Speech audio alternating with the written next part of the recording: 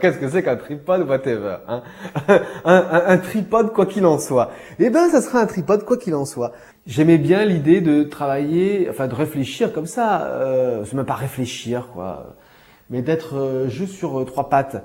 C'est-à-dire que généralement, on est sur deux pieds, soit on peut être à quatre pattes. Quand j'ai vu un peu les danseurs, c'est vrai que souvent on peut faire des choses comme tu disais de répétition, tout ça. Et là, je me disais sur trois pattes. C'est un système un peu inconfortable dans lequel on n'est jamais. Alors c'est pour ça que c'est tripode.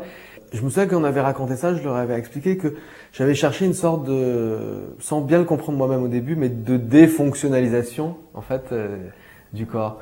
C'est-à-dire de penser que le corps ne pouvait pas servir à la danse ou ne pas servir à la marche, alors qu'il allait pouvoir servir à autre chose. C'est comment dire un modèle réduit, l'idée d'être toujours autour d'un axe en fait.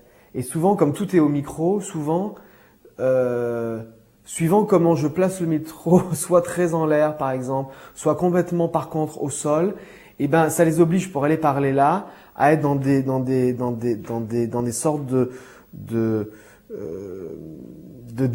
déplacement de la fonction du corps qui se baisse, mais pour être, par exemple, je leur scotche des micros sur le corps pour pouvoir qu'ils puissent continuer à enregistrer quelqu'un qui est en train de parler, mais qui lui-même est en train de faire, on va dire, je ne sais pas, une roulade, par exemple.